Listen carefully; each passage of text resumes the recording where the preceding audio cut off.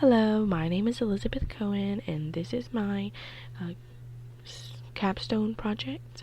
I'm going to be talking about copycat teaching, and it's a lack in educational individuality among teachers and an uninformed group considering all the available technology that there is out there. So let's see. Curriculum law book. What I mean by that is a lot of times I will go into a classroom observing a teacher and see them reading right from a curriculum book because the district or maybe even just the school that they're at is strictly prohibiting the use of outside sources that could be beneficial to students in the classroom. Alright, so there's a lack of individuality, which is not a good thing for teachers or students.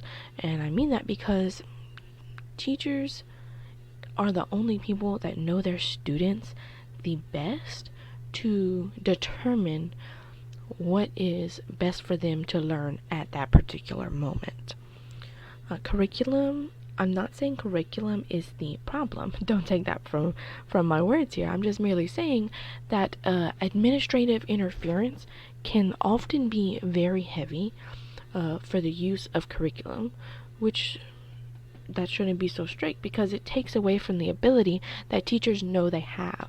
Teachers are trained, they are educated to do this type of work, and oftentimes they're not treated as such. They're often seen as somebody sitting in a class reading over a book, and that does not appropriately show the amount of training they've had to do this type of stuff.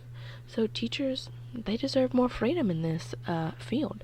So allowing more teacher freedom will ultimately reduce student failure rates and raise student comprehension. So allowing educators to add their own twist, their own assignments will not only make the lessons more engaging, but help teachers create a classroom that is suited for each particular group of students, and it will help the teacher feel like a part of her classroom instead of someone sitting in there with a book to read from to teach the students. So some advancing technology. There are many sources out there that students and teachers alike are not aware of.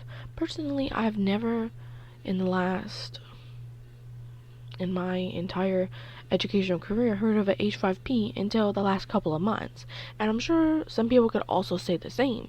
And there are all kinds of technology based assignments that many people haven't heard of before. So let's talk about a few great options that teachers could add to their curriculum to replace assignments that students are not engaging with, they're not liking, or to support assignments that students want to do. Not necessarily an assignment, but something that can help them move along in the classroom a little bit better. Alright, so we have game-based learning. So setting any topic, any subject to a game will automatically make it more engaging. I've seen many students respond to a quiz setting through any type of online website. They respond to it way better than a sheet of paper that asks them a bunch of questions because it makes it more fun. It creates a competition, a friendly competition between them and their classmates.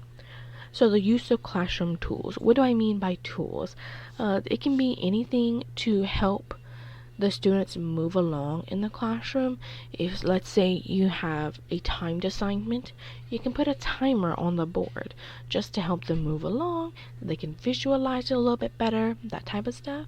And then another example would be if you wanted the class to stay at a minimum noise level, you can put a noise level tracker on the board. That way they can visualize the requirements that you have for them.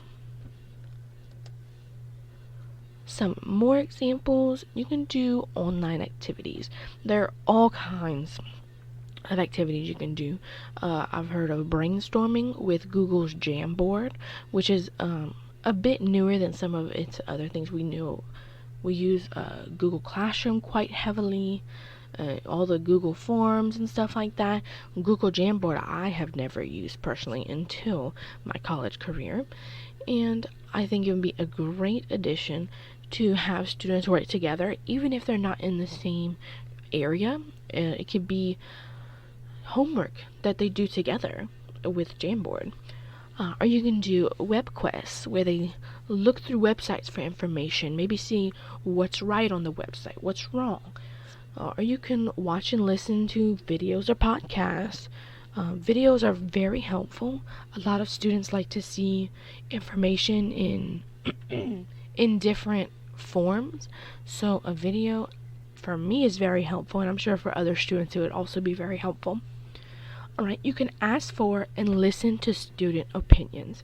So it's common practice in a college setting to ask students what they think of the class they took, what they think of the professor, how did the class go in general. But that's something you don't see very often in lower levels, even though it can be very important to get the students' perspective in how the class is going. And a lot of times, you have somebody coming observe a high school teacher, a middle school teacher, but it's only for administrative reasons. It's never to see how students are actually responding to what's happening in the classroom and how it is affecting their educational careers. So it can even be technology based. So a lot of times in the college career, you do an anonymous survey on the class you took, and everyone gets feedback, but it's completely honest feedback because you don't know who submitted it. Therefore, you have no fear in holding back on a particularly hard part of the class or unfair situation, so everybody can learn from what happened. That would be a good thing to add to high school experiences, middle school experiences, especially since students are going through some tough times trying to figure out what's happening in their next stage of life. So there are many things you can do that we don't have time to talk about right now, but I hope this can convince you into believing that educators are trained for this type of work, and if you allow them to show you their skills, they might just surprise you.